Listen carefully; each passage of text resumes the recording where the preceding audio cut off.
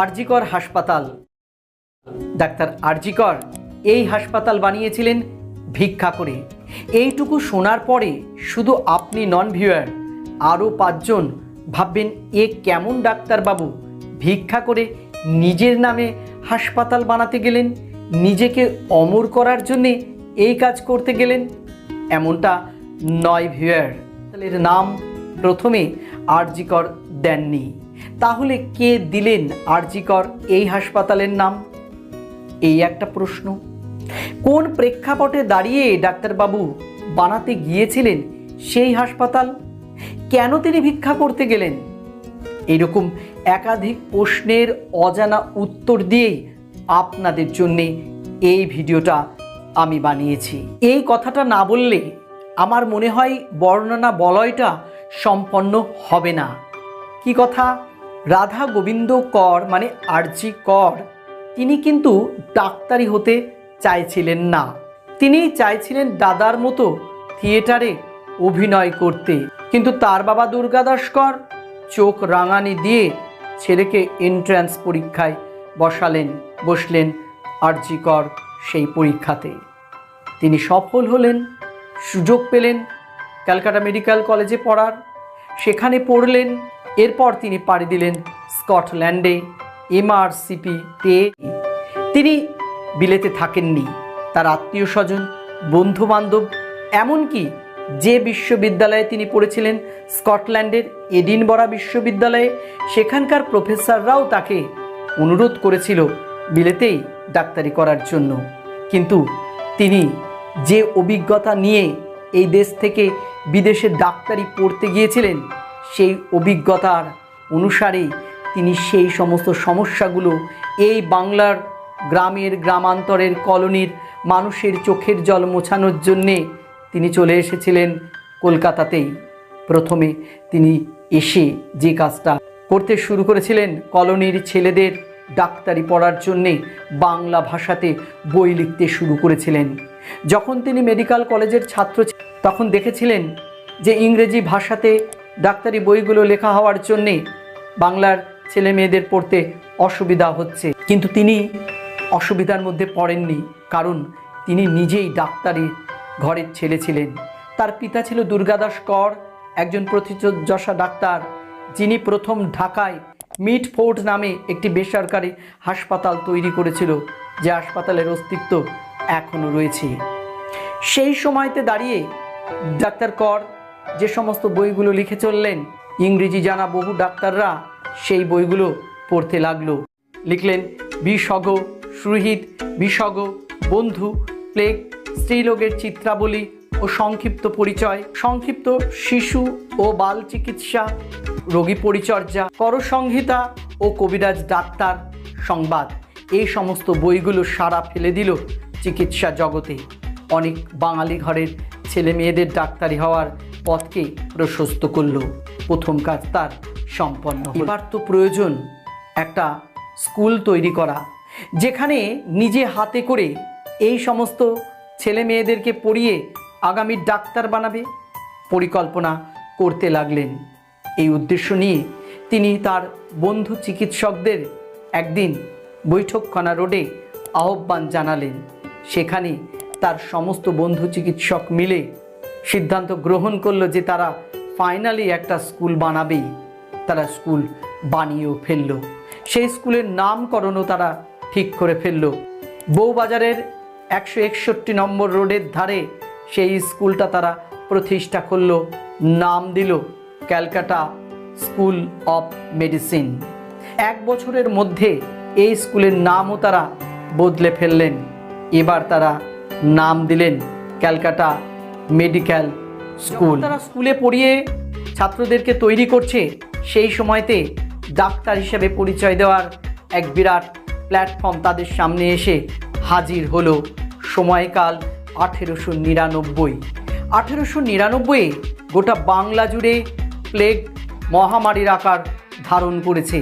জেলার স্বাস্থ্য দপ্তরের আধিকারিক হিসেবে ডাক্তার আরজিকর তার ক্যাম্বিসের ব্যাগটা সাইকেলে ঝুলিয়ে মাথায় টুপি দিয়ে বেরিয়ে পড়েছিলেন চিকিৎসা করতে। কলকাতার কলোনিয়াল এরিয়া, গ্রামান্তরে গিয়ে তিনি চিকিৎসা করেছিলেন হতদরিদ্র মানুষদের। শুধুমাত্র তিনি চিকিৎসাই করেননি, যে সমস্ত মানুষদের পকেটে টাকা ছিল না ওষুধ কেনার জন্যে, তাদেরকে তিনি নিজের পকেট থেকে টাকা দিয়েছিলেন ওষুধ কেনার জন্যে। Calcutta medical hospital and college, যেটা ব্রিটিশ সরকার তৈরি করে রেখেছিল ক্যালকাটা ইউনিভার্সিটির আন্ডারে, সেখানে কিন্তু স্বদেশীয় মানুষদের চিকিৎসার কোনো পরিবেশ ছিল না। সেখানে মানুষকে অপদস্থই করা হতো, যেটা কিন্তু 1899 সালে ছবিটা আরও বেশি করে কাছের থেকে দেখতে পারলেন ডাক্তার আরজি কর। এবার তিনি মুষ্টিবদ্ধ হলেন এই সমস্ত মানুষদেরকে আগামী দিনে সুচিকিৎসা দেওয়ার জন্যে ব্রিটিশ কর্তৃত্বহীন একটা হাসপাতাল বানানোর। যখন তিনি নিরন্তর এই কাজটা করে চলেছে, তখন তার আলাপচারিতা হয়েছিল আরও একজন মহান চিকিৎসকের সঙ্গে, যিনি সেই সময়তে চিকিৎসা করে চলেছিলেন ওই সমস্ত পেলেক রোগীদের। তিনি হলেন ভগিনী নিবেদিতা, বিবেকানন্দের যিনি ভাবশিষ্যা। সেই ভাবশিষ্যার সাথে আলাপচারিতা হওয়ার পর কিন্তু তিনি আরও বেশি মুষ্টিবদ্ধ হয়েছিলেন হাসপাতাল নির্মাণ কার্যের জন্য। ফাইনালি তিনি পেরেছিলেন সেই হাসপাতাল তৈরি করতে। এই হাসপাতাল তৈরি করার জন্যে তিনি ভিক্ষা করবেন, মানুষের কাছে গিয়ে হাত পাতবেন। গ্রাম গ্রামান্তরের হতদরিদ্র মানুষ যারা চিকিৎসার অভাবে জীর্ণ শীর্ণ মরণাপন্ন অবস্থা, তাদেরকে বাঁচানোর জন্যে, আগামীতে তাদেরকে সুচিকিৎসা দেওয়ার জন্যে তিনি মানুষের কাছে গিয়ে হাত পাতবেন। শেষ পর্যন্ত তিনি তাই করলেন, মানুষের কাছে গিয়ে হাত পাতলেন। তবে তিনি পথ চলতি মানুষের কাছে গিয়ে হাত পাতেন। ভাবতে ভাবতে উপায় বার করে ফেললেন ডাক্তার আরজি কর তার নিজের মাথা থেকে। কিভাবে করবেন তিনি সেই ভিক্ষা, বলবো ভিউয়ার্স।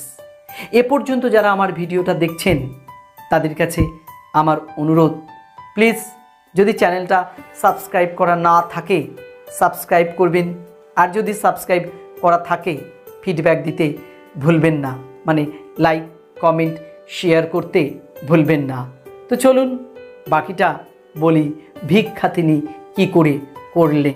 সেই সময়তে কলকাতার বুকে যে সমস্ত বিত্তশালী মানুষেরা বিভিন্ন সামাজিক অনুষ্ঠান আয়োজন করছিল, যেমন ধরুন বিবাহ, অন্নপ্রাশন, জন্মদিন, সেই সময়তে তিনি অনুষ্ঠান বাড়ির দূরে গিয়ে দাঁড়াচ্ছিলেন। নিমন্ত্রিত ব্যক্তিদের কাছে গিয়ে দুহাত পেতে বলছিলেন, আমি একটা হাসপাতাল বানাবো, আমাকে আপনারা দান করুন। ডাক্তারবাবুর এই কথা শুনে অনেকে আপ্লুত হয়েছেন, বাহবা দিয়ে তাকে সামর্থ্য অনুসারে তারা অনুদান করেছেন। তবে সবাই যে অনুদান করেছিলেন তা নয়, কেউ কেউ ব্যঙ্গ বিদ্রুপ করেছিল। এমআরসিপি হওয়া একজন ডাক্তার কিনা ভিক্ষা করে হাসপাতাল বানাবেন, শুনলে পরেও হাসি পায়, এভাবেও অনেকে ব্যঙ্গ করেছিলেন। সেই নিরহংকার মানুষটি কিন্তু সরে যাননি তার সেই কর্মসূচি থেকে। তিনি হাত পেতে মানুষের কাছ থেকে ভিক্ষা নিয়েই হাসপাতাল বানাবেন। এরই মধ্যে তিনি তার নিজস্ব যা কিছু ছিল সেগুলো বেচে দিয়েছিলেন। হাসপাতাল বানাতে তো আর দু একটা পয়সা প্রয়োজন নয়, বেশ ভালো পয়সা প্রয়োজন, জমি কেনা, বিল্ডিং বানানো, সমস্ত কিছু। এই চিন্তা মাথায় নিয়ে পথ চলতে চলতে একদিন ডাক্তার কর এবং তার বন্ধুবরেরা পারল জমির ব্যবস্থা করে ফেলতে। তারা 25,000 টাকা দিয়ে 1 নম্বর বেলগাছিয়া রোডে কিনে ফেলল 12 বিঘা জমি হাসপাতাল বানানোর জন্যে। প্রথম স্বপ্ন তাদের এক প্রকার সম্পন্ন হলো। এরপরে প্রয়োজন বিল্ডিং গড়া, সেটাও করতে পারলেন খুব অল্প সময়ের মধ্যেই। তারা 70,000 টাকা ব্যয়ে 30 সংখ্যার বেড বিশিষ্ট একতলার একটি হাসপাতাল বানিয়ে ফেললেন বেলগাছিয়াতে। 30 সংখ্যার বেড বিশিষ্ট একতল হাসপাতাল বানাতে অবশ্য তারা সেই সময়তে অনুদান পেয়েছিল 18,000 টাকা। সেই 18,000 টাকা অনুদান তারা পেয়েছিল মহারানী ভিক্টোরিয়ার উত্তরাধিকারী প্রিন্স অ্যালবার্ট ভিক্টরের ভারত ভ্রমণ তহবিল থেকে। তার সম্মানার্থে সেই হাসপাতালের নাম তারা বদল করে এবার হাসপাতালের নাম রাখল অ্যালবার্ট ভিক্টর হাসপাতাল। আর এটাই হলো প্রথম এশিয়ার বেসরকারি হাসপাতাল, সময়কাল 1902। ভাবতে পারছেন তো, এশিয়ার প্রথম বেসরকারি হাসপাতাল, মানে চীন জাপানেরও আগে করে ফেলেছিল এই বাংলার মানুষ। ভাবতেই অবাক লাগে না? সত্যি এটাই বাস্তব কথা।